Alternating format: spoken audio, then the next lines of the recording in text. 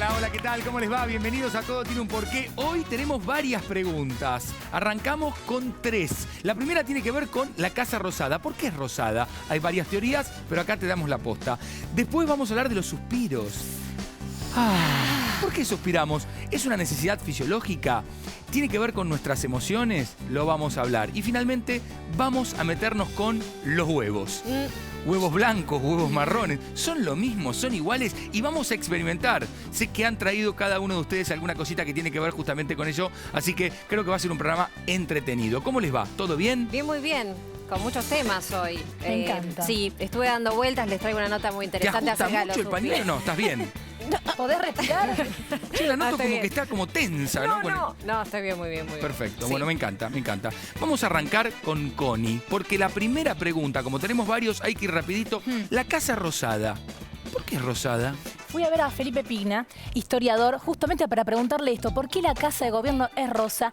Y me dijo esto y otra cosita más, ¿cómo hicieron ese color rosa? Porque en esa época no es que había pintura, no es que alguien iba a la pinturería y decía, señor, ¿me da 3 litros de blanco y un poquito de rojo en mezcla? No, no, no. ¿Querés saber cómo lo hacían? Mira la Claro. nota.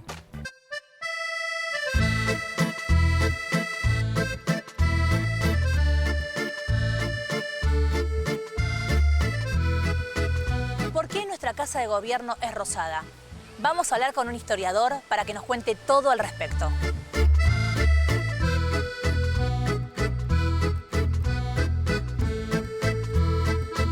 Hola Felipe, ¿cómo estás? Bien. ¿Por qué la casa de gobierno es rosada? Bueno, hay muchas versiones, algunas bastante ridículas, como la que dice que Sarmiento, buscando la unidad nacional, hizo mezclar el color rojo federal con el blanco unitario, lo cual ya estamos en un error porque el color unitario era el celeste. O sea que hubiera sido violeta. Daba otro color, claro. Me daba otro tono. Pero está muy difundida, esas cosas que la gente repite sin siquiera wikipediar un poco, ¿no? Claro. Se repite mucho, pero no tiene nada que ver. En realidad era un color muy usado en la época, el color que se usaban en las estancias, por ejemplo, porque era mezcla de cal con sangre bovina, sangre de vaca, que había mucha, se la aprovechaban los mataderos, esa sangre de vaca, y se la usaba para impermeabilizar. Se conformaba una pintura color rosa que era impermeabilizante, y la mayoría de los cascos de estancia, si vos te fijás, están pintados con originales, ¿no? Están con ese rosa. No había variedad de pintura prácticamente en la colonia. O sea, todo era de ese y era color. blanco o rosa, ¿no? Digamos, y esto ya estamos hablando de entrado del siglo XIX, donde todavía no habían entrado otro tipo de pinturas, y por lo tanto se consideró que para un edificio tan importante estaba bueno que se mantuviera una pintura impermeabilizante, resistente, de las que se conocía en la época, y se utilizó entonces sangre de vaca con cal, que da ese color rosado, que no es el actual, después se fue cambiando un poco a una pintura más profesional, que resista más el paso del tiempo, ¿no? Bueno, muchísimas gracias. Es un placer hablar con vos. Bueno, Gracias. Muchas gracias. Un fenómeno, Felipe, le mandamos un gran abrazo y ahí ya empezamos a ver cuál es el porqué de ese color tan particular que tiene la Casa Rosada. Pero si hablamos de la Casa Rosada, tenemos que hablar de alguien que está allí hace muchísimos años, un periodista que se acreditó en el 1947 y aún hoy trabaja allí. Esta es su presentación. Roberto Di Sandro es el periodista decano de los acreditados en la Casa Rosada. Entró a trabajar en la sala de prensa el 29 de octubre de 1947, hace casi 70 años. En su larga trayectoria vio pasar 27 gobiernos y vivió de cerca los hechos más importantes de la historia argentina reciente. A pesar de los avances tecnológicos, Di Sandro sigue usando una máquina de escribir marca Olivetti, que recibió de Arturo Frondizi. Bueno, un placer, Roberto, bienvenido. Muchas gracias por estar aquí con Qué nosotros. placer verte, porque te veo siempre. Grande, hermano. Roberto. 1947. Toda una... 29 de octubre de 1947. Ninguno de ustedes había nacido todavía. Así No, que no, por supuesto. Son años. Con decirte que papá tenía 3 años. Por eso. Imagínate Tengo si 85, faltaba. así que por lo tanto todavía. Pero mirá vos. ¿Qué tal, querido? Muy bien, muy bien. Y obviamente hablábamos del color tan particular de la Casa Rosada y con Felipe Pigna a propósito de esto, pero me gusta saber, porque claro, vos fuiste un testigo privilegiado de lo que ha pasado de tantos gobiernos. De hechos. ¿Qué es lo que más te marcó? Si Que tuvieras me que marcó el bombardeo. Claro. En el 55 tuvimos 4 periodistas aguantando un bombardeo que venía de arriba, no de los costados.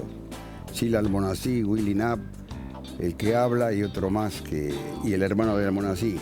Fue un momento tremendo en la vida argentina, ¿no? Un hecho imborrable además. Sí, por supuesto. Y después otros hechos, cambio de gabinete, cambio de gobierno, no de gabinete. Frondizi tenía, por ejemplo, cada mes tenía 4 o 5 generales distintos, que eran ministros de guerra, y los cambiaban a cada momento. Y después las sazonadas y todas esas cosas. Cosas lindas, también actos del 1 de mayo, del 17 de octubre en muchos casos, y de otras presencias que había allí que enaltecían la Casa de Gobierno, ¿no? Roberto, sacando una cuestión política, yo voy a una cuestión humana. ¿Con quién tenías más afinidad? ¿Con quién era el presidente, el jefe de Estado que tenía más relación con ustedes, con los periodistas? Nosotros teníamos con varios presidentes. La afinidad, vos sabés cuál es, que Juan Perón toda la vida y además... Por eso dije, saco la parte política. Sí, por lo tanto, todo el mundo lo sabe. Había presidentes que tenían contacto directo con nosotros. Perón era uno de ellos, Menem, Alfonsín, Ilia, Guido... Alguna vez un general Lanuse también, y bueno, hasta último momento con Duhalde, y Menem, Duhalde, de la Rúa. Después durante 12 años no hubo muchos contactos, vamos a decir las cosas como son, no me lo digo, por supuesto. Pero con ellos teníamos más contacto con Menem. Menem venía a la mañana, a la tarde y a la noche, sí. ¿No es cierto? Decía lo que se le daba la gana y después se iba, pero podíamos tener contacto con él. Había mucha afinidad informativa. Exacto, era muy cercano. Te daba noticias, malas, bien, regular, no regular, pero daba noticias. Alfonsín, Ilia, que a veces se perdía de la Casa de Gobierno y salía de recorrer los alrededores y la custodia todo atrás corriendo, y los encontrábamos, por ejemplo, a don Arturo Ilia en la catedral hablando con algún mendigo, conversando con la gente. Bueno, así, muchas veces, con Alfonsín en un pasillo, pero con Menem creo que fue el que más tuvimos contacto. El más contacto con ustedes. Exactamente. Bueno, Duhalde también, de la Rúa, no mucho, pero de la Rúa venían a la sala de periodistas. Ah, iba con ustedes. Sí, la mayoría, muchas veces vinieron los presidentes a la sala de periodistas. De la Rúa venía, Perón vino la primera vez, y Menem, por supuesto, Frondizi. Bueno, es tu casa la Casa Rosada. Casa, yo voy por todos lados y adentro. ¿Conocés todos los recovecos? Hay un ladrillo que dice Roberto Disandro. Roberto, ¿y cómo es? Escuchame, es el dueño. ¿Cómo es un no día soy el dueño, pero vivo ahí. Claro. Roberto, ¿cómo es un día en tu vida dentro de la Casa Rosada? ¿Vos llegás? Entro y me voy a la sala de periodistas, primer piso. No, él se levanta ahí, desayuna. Se desayuna ahí. Sí. ¿Y vengo de casa, le digo a mi señora, mira, hasta esta noche no aparezco, por supuesto. Pero muy temprano. Ahora un poco menos. Pasan los años, entonces uno se va ubicando en distintas cosas, en distintos temas, ¿no es cierto? Y vos, por ejemplo, tenés la información de que tal día viene a tal hora tal persona que interesa para hacerle una nota, etcétera, etcétera. Y vas a mediodía y bueno, dormís un poco más. Pero antes... ¿Cuándo te dan la agenda de lo que va a suceder en el día? ¿El día anterior? El día anterior. Casi todos los gobiernos, no todos. La noche anterior te dan 3 o 4 entrevistas. Después ahora con Macri viene un montón de gente ahí. No solamente va al despacho del presidente, sino a la planta baja, donde está el ministro del Interior, Rogelio Frigerio, que recibe a todos los partidos políticos de adentro. Claro. Una pregunta. Y uno vive buscando noticias. Yo vivo buscando noticias. Buscando Crónica y paso la información a Crónica desde Casa de Gobierno. Está muy bien. Yo quería saber esta anécdota del regalo de Frondizi y esta máquina de escribir. ¿Cómo fue ese momento? El regalo fue las Olivetti, nos puso Frondizi, nos dio Olivetti a cada uno de los periodistas. Sí. Pasado el tiempo, se fue el presidente, llegó otro presidente y seguimos con las mismas máquinas, Olivetti. Sí. Llegó la computadora. No tengo la menor idea de cómo es la computadora, ¿no es cierto? Lo digo abiertamente. Además, a la edad que tengo no me entra, sinceramente. Me entra más la noticia que eso. Y quedó la única Olivetti que quedó en la sala, es la que tengo yo. Y escribo ahí. Escribo allí, tengo un colega o una colega que me lo manda después al diario. Pero escribo no te entregaste. La otra no tengo la No te entregaste a la tecnología. Yo me quedo con la Olivetti. Mantengo una convicción y la mantengo. Y mantengo el teclado del Olivetti. ¿Qué quiere que le diga? ¿Hay algún, bueno, imagino la sala de prensa, pero hay algún lugar particular de la Casa Rosada que le hayas tomado cariño, que te guste, que vas y transitas? El patio de las Palmeras. Yo entré ahí cuando el patio estaba en el patio de las Palmeras y estaba el salón de invierno.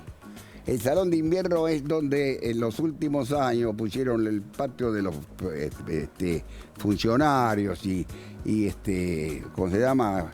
Figuras de otra época. Ese, que en la entrada de Balcarce 50, toda esa zona se llamaba el salón de invierno, cubierto. Y después, al costado izquierdo, entrando por Balcarce 50, que después no se utilizó más Balcarce 50. Ahora se utiliza Balcarce 24 o 78, a los costados. Sí. En el medio están los granaderos, pero no entra alguna vez algún invitado especial o algo. Si no, entra por Rivadavia, que es la explanada de la Casa de Gobierno. Entramos por un costado Balcarce 24 o Balcarce 78, pero ese centro era el salón de invierno. A la izquierda está el patio de la Palmera. Y allí, en el salón de invierno, se ponían los pizarrones cuando había elecciones.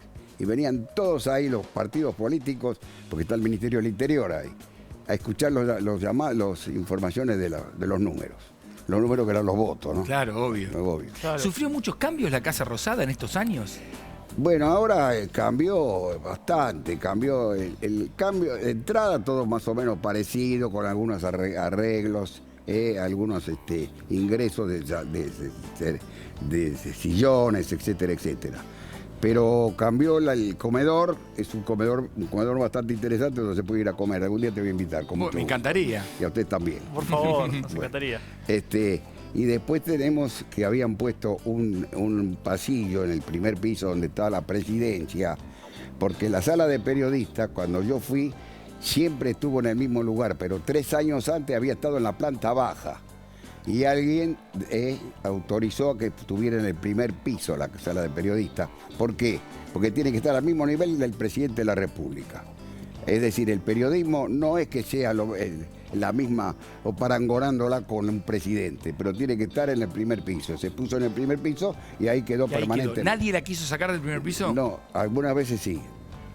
Y por ahí anduvieron dando vueltas, algunas veces para mandarla al segundo piso. Pero no lo consiguieron. Vos lo sabés. Pero no lo consiguieron. No lo consiguieron.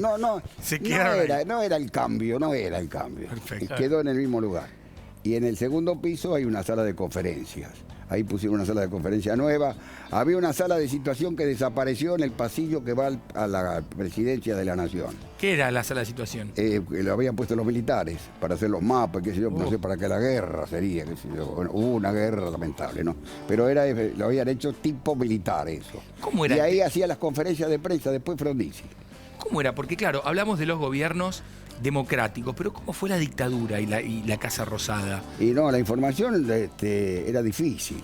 Vos sabés que es difícil eso. Va directamente, cuando hay un gobierno de dictadura, va directamente a los diarios la cosa. Ahora, si vos tenés un contacto, te metés, hurgás, alguna información sacás. Pero con ustedes, los periodistas de la Casa Rosada, ¿había relación o no le daban ni pelota? No, ni 5 de ni pelota. bola. Es decir, algunas veces sí. En la época de Lanuse, estaba Edgardo Sajón, un periodista que desapareció lamentablemente, un gran periodista. Y con él teníamos contacto casi permanente. Pero después lo demás es más difícil lograrlo, porque habiendo un gobierno militar, las cosas cambian. Sí. No es lo mismo, no hay que hacer la veña, porque tratamos de no hacer la veña. Pero la información es directa. Sí. Manejan de arriba la cosa. Claro. Nosotros somos simplemente cronistas. A veces la gente dice, che, pero hace tantos años con todos los militares, estuviste. Sí, bueno, pero... Desde el 47 para acá te tocaron todos los gobiernos posibles. Lamentablemente hubo gobiernos dictatoriales. 27 gobiernos. Y una semana 5 presidentes tuve yo. Y ustedes. Bueno, usted no sé si había nacido todavía. Pero 5 presidentes tuvimos. De la Rúa, sí. Puerta, Camaño, Rodríguez A y Dualde. 5.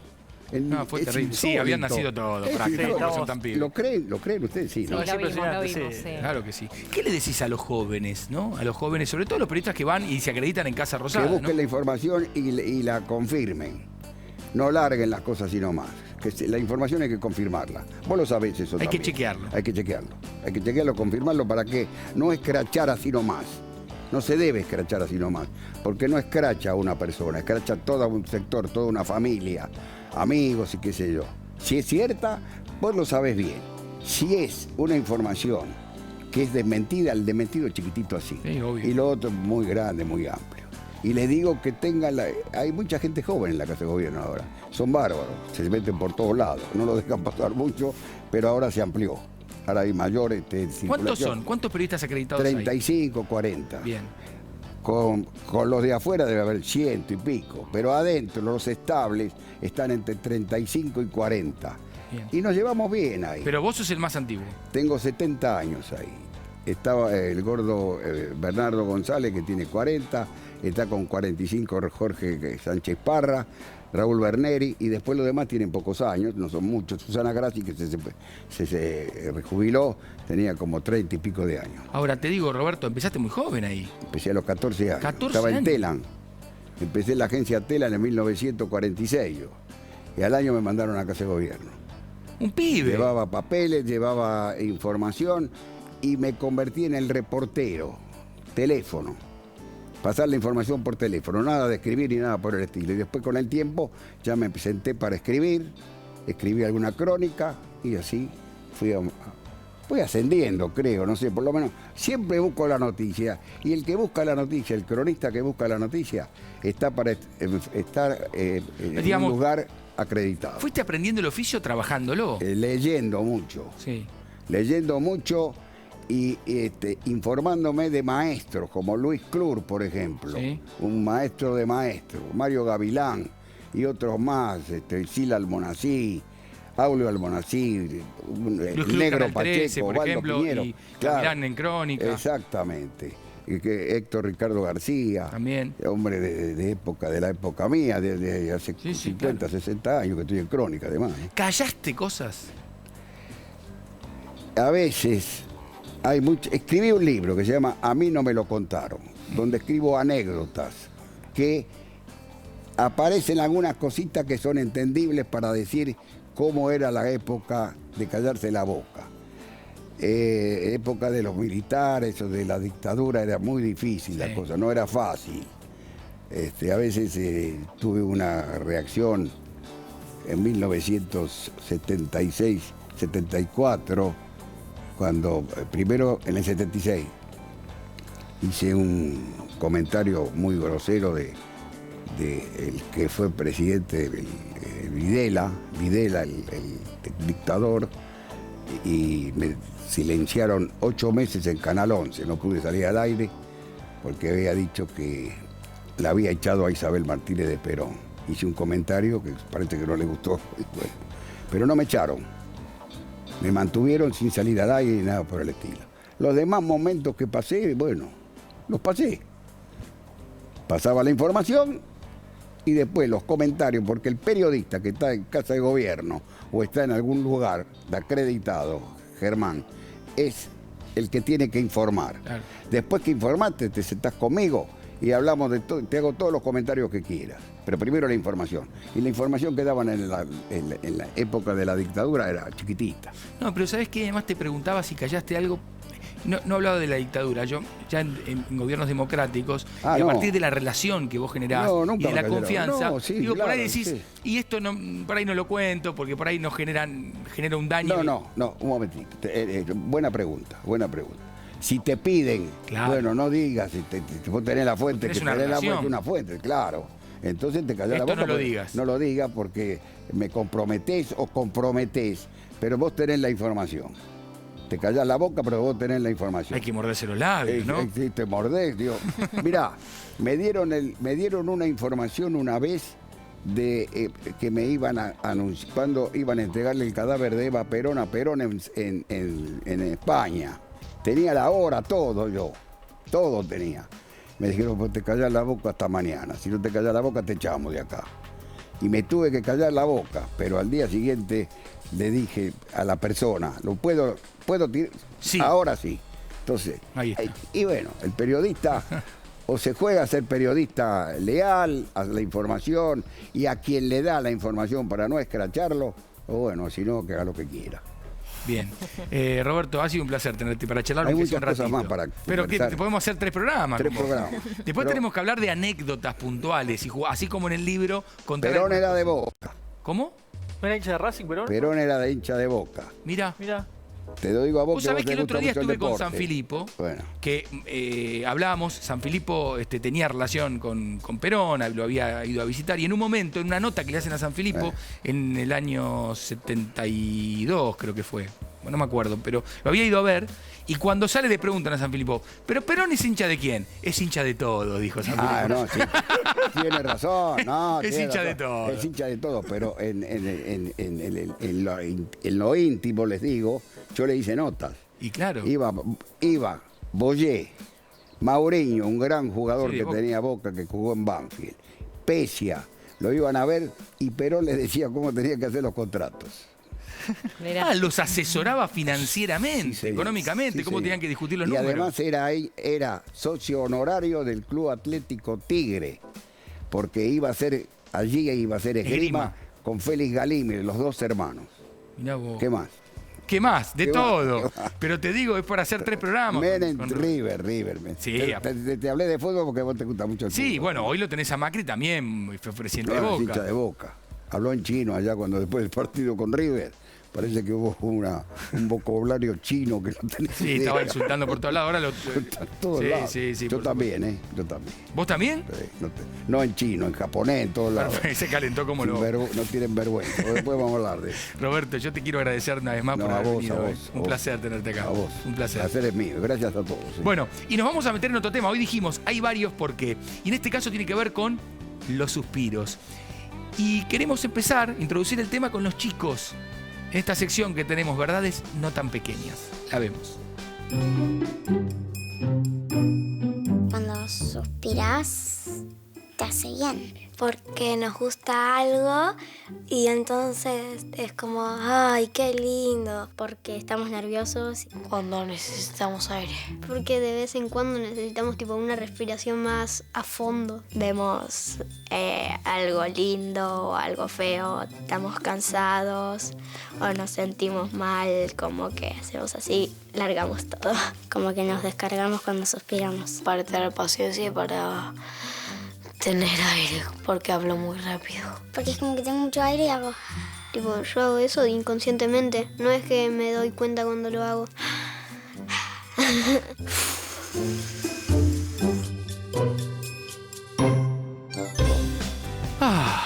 Los suspiros tienen que ver con una cuestión fisiológica, con una necesidad que tenemos de oxigenarnos un poco más y dar esa bocanada más grande de aire. Las emociones es cuando nos da pena, cuando tenemos alguna frustración. De eso vamos a hablar, pero necesitamos un invitado. ¿De quién se trata, Cristian? Del doctor Carlos Parpaglione. Es médico neumonólogo, se desempeña como jefe de la sección Fisiopatología Respiratoria del Hospital Tornú, jefe de trabajos prácticos de la carrera de médicos especialistas en neumonología de la UBA y en la cátedra de neumonología de la Universidad Favaloro. Bueno, doctor, bienvenido. ¿Cómo le va? ¿Cómo anda? Fantástico. Gracias, chicos, por invitarme. La verdad que me encanta. Me divierte mucho verme en televisión. Claro, por supuesto. Bueno, un placer. Los 15 minutos de Andy Farrell, ¿viste? Así que... Bueno, lo primero que le quiero preguntar es qué es el suspiro, ¿no? Como para ponernos en clima y en tema. Ay, bueno, ¿desde qué punto de vista querés que te lo diga? No, porque, a desde ver. lo romántico... Sí. No. El suspiro tiene una explicación. Te lo puedo hacer un versito romántico y así muy... bonito, de que suspiramos porque nos gusta algo, cuando nos acordamos de la persona que nos quiere o que queremos o que quisiéramos tener, o un paisaje, etcétera. No, pero en realidad tiene una explicación fisiológica. Suspiramos porque los pulmones necesitan expandirse, distenderse, para que entre el aire y ese aire, que es el oxígeno que respiramos, pueda pasar a la sangre para que el cuerpo se oxigene y lleve el... Pero ¿por qué esta bocanada mayor? Porque nosotros lo hacemos todo el tiempo en la respiración, este mecanismo. Te lo explico de una manera. Imagínate el pulmón como una esponja vegetal. Sí. Está lleno de agujeritos, algunos son más grandes, otros más chiquitos, diferentes tamaños. Eso se llaman alvéolos. Somos dos esponjas vegetales unidas por un tubito que es la tráquea y dos bronquios que se van separando, el bronquio derecho y el bronquio izquierdo. Después se va ramificando como si fueran las ramas de un árbol hasta que los alvéolos serían las hojas, por decirlo de alguna forma. Nosotros respiramos. Los alvéolos más grandes, de alguna forma, se comen a los alvéolos más chiquititos. O sea, los alvéolos más pequeños se van cerrando. Y para que haya una buena oxigenación, tiene que haber un agujerito, un alvéolo que entra aire, llegue el oxígeno y una arteria o un capilar por el cual pase por ahí para que por difusión pasen las moléculas de oxígeno a la sangre. Si el alvéolo está cerrado, no entra. Claro. El oxígeno, la sangre que pasa, no se oxigena. Y después se mezcla con la sangre que es oxígeno. Eso se llama cortocircuito, shunt. Claro, cuando ocurre eso, si se mezcla mucha sangre que no se oxigenó, el oxígeno en la sangre baja. Entonces, cada tanto, 6 veces por hora, nosotros tenemos necesidad de suspirar para que esos alvéolos chiquititos se distiendan, se abran, se recluten y podamos respirar. O sea, inconscientemente lo hacemos 6 Lo veces hacemos por inconscientemente. hora. También lo hacemos conscientemente, ya te decía. Sí. A ver, las rimas de Becker o lo que fuere, pero desde lo fisiológico estrictamente, inconscientemente, suspiramos 6 veces más o menos. Es una necesidad física. Es una necesidad más allá de que después fisiológica. se ha relacionado también con lo emocional, ¿no? Por a partir de alguna supuesto, sensación, un obviamente. sentimiento, una emoción. Exactamente. Perfecto. Exactamente. Así es, eso es lo que nos ocurre. Entonces, nosotros respiramos, suspiramos para poder respirar mejor. De hecho, por ejemplo, cuando hay pacientes que están con respiración mecánica, cada tanto se les manda suspiros. Vos sabés, Doc, y te iba a decir, lo había leído y te lo quería consultar, que decían que, claro, al principio con la respiración mecánica había pacientes que se morían y empezaron a averiguar que tenía que ver con esto, que necesitaban replicar el suspiro, dar bocanadas mayores de aire más allá de esa secuencia que uno tiene normalmente. Exactamente, para eso precisamente, para reclutar alvéolos y bronquios o bronquiolos, para que pueda haber mejor oxigenación. Técnicamente yo te tendría que decir, es una alteración, ventilación, perfusión. Eso te lo puedo explicar. Me lo decís así, no entendemos nada. Exactamente. Pero, es otra cosa. Lo puedo explicar en un curso de fisiología o para algún alumno de medicina. Si yo te lo explico de esta manera, es como si te hablara en el chino que habla. Pero la máquina está replicando eso. La máquina sostiene la respiración cada de la persona. tanto manda algún suspiro para que el pulmón se vuelva a distender y reclute esos alvéolos que se van cerrando y se van comprimiendo. Bien, vamos a seguir charlando, Doc, pero Connie estuvo también investigando un poco más al respecto. ¿Con quién, Connie? Sí, fui a ver a un psicólogo, porque justamente suspiramos todo el tiempo, suspiramos por amor. Seguramente te pasó vos que te estás enamorado todo el tiempo de ver a un chico, a una chica que te gusta y haces, suspirás. Pero también suspirás por aburrimiento cuando estás en la parada del colectivo, porque no viene el colectivo, o porque no te fue bien en un examen. Suspiramos por muchas cosas. ¿Querés saber por qué? Mira la nota.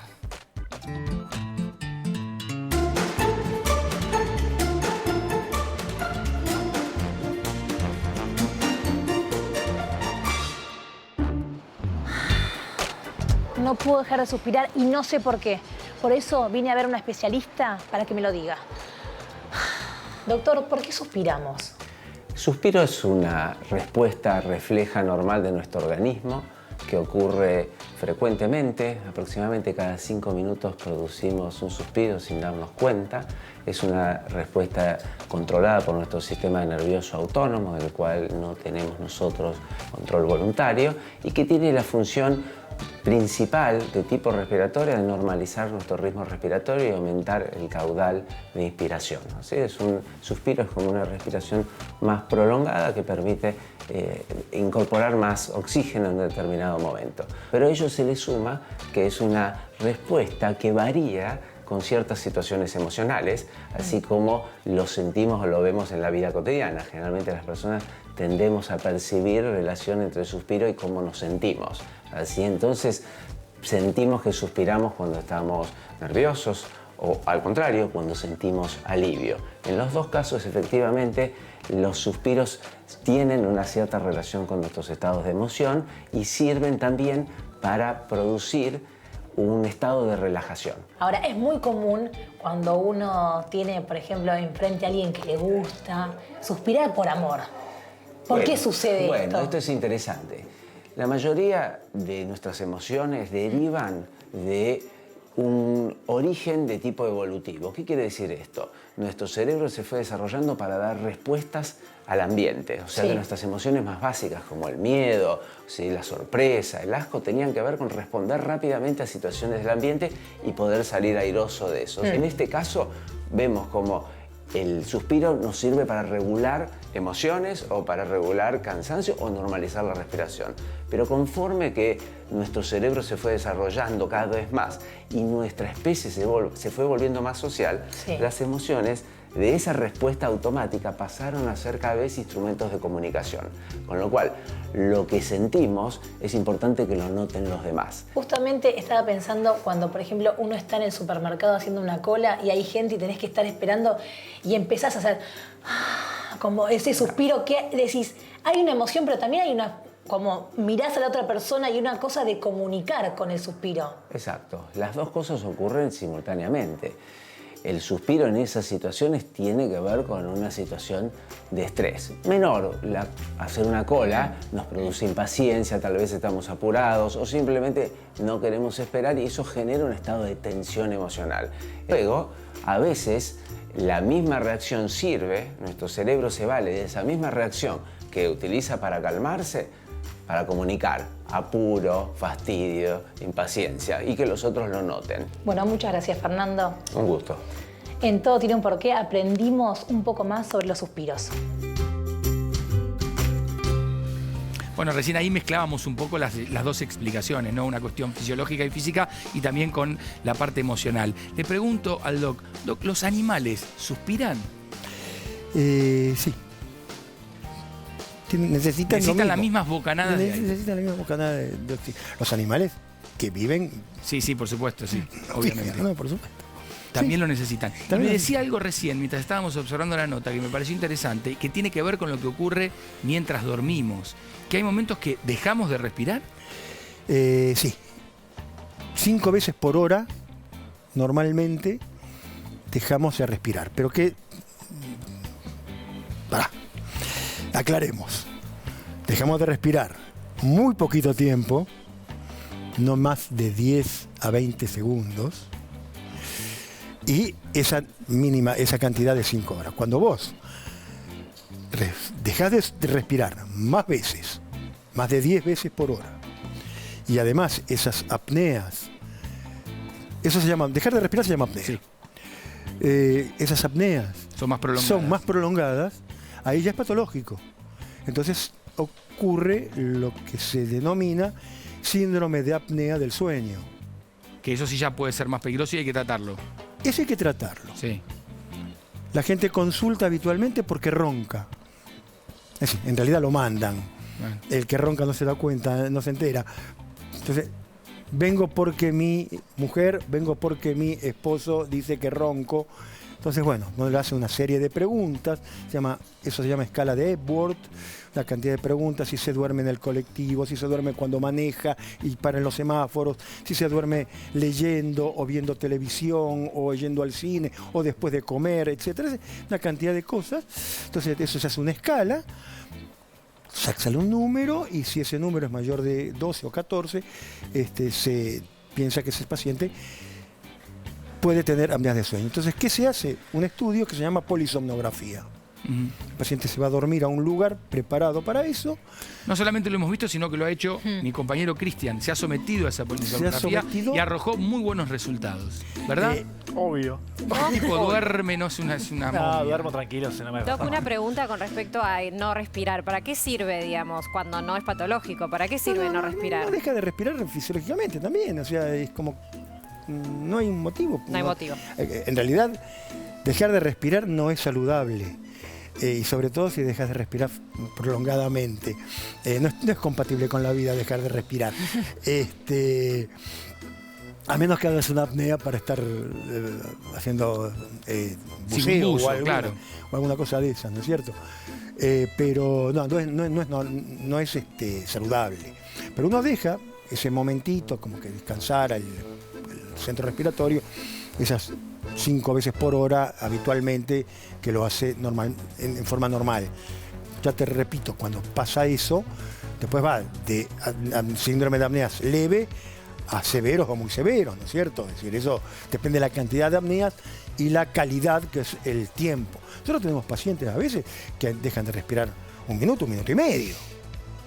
Es un montón. Sí, vuelven a respirar cuando el partner lo sacude y el tipo se despierta, ¿no es cierto? Y eso te puede causar te puede causar morirte, obviamente. Daño. No se olvidarte de respirar y seguir de largo. Pero lo que trae habitualmente son una cantidad de trastornos en el tiempo. Básicamente son problemas cardiológicos, síndromes metabólicos, o sea, pacientes que tienen insulinoresistencia, hipercolesterolemia. Muchas veces nos encontramos, salto a otra cosa, un paciente que le hacemos una tomografía computada de tórax. Se hace tórax y se toma la parte superior del abdomen habitual, eso es lo normal. El paciente, el tomografista o el imagenólogo te informa que tiene hígado compatible con hígado graso. Pero yo no tomé nunca, doctor. Yo no tomo alcohol. Puede estar relacionado a eso. Bueno, el hígado graso es también un signo de un mal metabolismo producido porque el paciente tiene apnea. ¿Por qué? Porque nosotros tenemos un mecanismo fisiológico circadiano.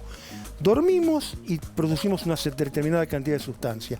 Estamos despiertos y producimos otra determinada cantidad de sustancias que se van inhibiendo unas con otras. Cuando vos no dormís porque tenés apnea de sueño y no llegás a tener el sueño completo, es como que el organismo entiende que vos estás 24 horas despierto. Entonces, vos producís sustancias que deberías producirlas cuando estás despierto todo el día y no las 8 o 10 horas que no las podés cortar porque el organismo entendió que vos no dormiste. Y entonces eso produce una serie de problemas metabólicos, cardiológicos, cognitivos, muchísimas cosas que la gente no lo puede entender. Porque vos cuando a veces le decís al paciente que tiene que usar un aparatito que se llama CPAP, que es la traducción del inglés de presión positiva continua en la vía aérea, que es una mascarita que se pone en la nariz y le manda un soplido muy suavecito para que se mantengan las vías aéreas abiertas y no se produzcan las apneas obstructivas. El paciente dice, tengo que hacer eso solamente por roncar. No, roncar es lo menos molesto, digamos, porque si a vos te molesta que tu pareja ronque, te vas a otra pieza. El problema es un tema mucho más delicado que el ronquido. Es mucho más delicado. La apnea de sueño va mucho más allá de lo que es el mero ronquido molesto. Pero tienen que mejorar las máscaras, Doc, porque es medio molesto. Hay muchísimas ahora. Están las máscaras nasales, las oronasales, y hace un tiempo han salido los que se denominan prongs nasales, que son enchufes que se ponen acá en la nariz y se enganchan y son bastante más cómodas. A eso no los conocía. Sí, se llaman prong nasales, que son bastante más cómodas. No se usa habitualmente, no es lo que uno usa habitualmente. Lo más común es la máscara nasal. Y aquel paciente que tiene algunos problemas, la máscara oronasal, que lo ubica, le toma todo, boca y nariz. Pero los prong nasales también, o sea, hay para todos los gustos, para cada necesidad, y lo importante es que el paciente se adapte a esa al tratamiento, que es de por vida, obviamente. Nosotros viene el paciente y pregunta, ¿y cuánto tiempo? Bueno, después que se muera 2 días más, le digo yo. No, un poco fuerte eso, ¿no? Pero sí, es para siempre. Lo tiene que usar siempre. Claro. No lo voy a curar. Pero con esto le voy a solucionar todos una enorme cantidad de problemas que si no los tiene ahora los va a tener más adelante cuando no se trate. Pero es inexorable, eso va a llegar, lamentablemente. Hay que ocuparse. Bien. En algún momento. Doc, le quiero agradecer por la presencia aquí, la verdad, un placer tenerlo. No, la verdad que un placer para mí, me sentí muy, muy cómodo. Además, perdón que me disgregue, haberlo escuchado a Roberto Di Sandro. Claro. Que es para hacer 3 programas, decía yo, porque tiene tantas anécdotas. Es un prócer del periodismo argentino. Y yo les decía a los chicos, yo que tengo muchos más años que ustedes, que yo lo he visto, está igual. Es decir, no le pasan los años. No le pasan los años. ¿Dormirá bien? Sí. Debe tener una vida. Quédese, Doc, no se me vaya. Yo lo despido, pero seguimos. Después, cuando vamos a la pausa, ahí se levanta. Bueno, perfecto. Disculpen la ansiedad, de la falta de costumbre. Es verdad. Mandanos tu porqué a porqué@mandarinatv.com. Las redes sociales, Twitter e Instagram, @porqué_tv. En Facebook todo tiene un porqué. Ahí nos podemos comunicar y nos mandan eventualmente si quieren que tratemos algún tema en particular. Nos vamos a ir a la pausa. Cuando regresemos, nos vamos a meter con otro tema. Hablamos de la Casa Rosada, de por qué es rosada. Hablamos de los suspiros y ahora nos vamos a meter con los huevos. Exactamente. Diferentes colores. ¿Son distintos o el color es una cuestión que no tiene nada que ver? Y algunos experimentos que me dijeron ellos, no sé cuáles son, que están buenísimos. Su trabajo depende de ello. Bien, nos vamos a la pausa. Cristian estuvo investigando a propósito del hipo. ¿Por qué tenemos hipo? ¿Qué es el hipo? Adelante, Cristian.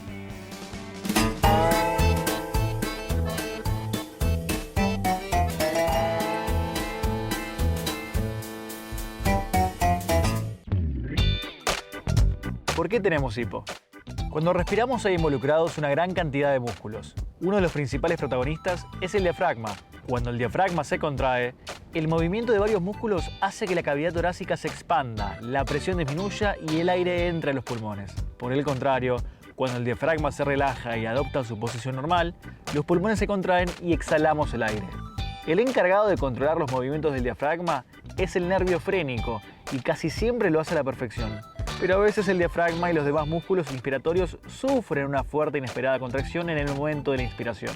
Cuando eso ocurre, la epiglotis cierra de manera brusca la glotis, haciendo que las cuerdas vocales también se cierren, previniendo el ingreso de más aire y causando el clásico agudo e involuntario hipo.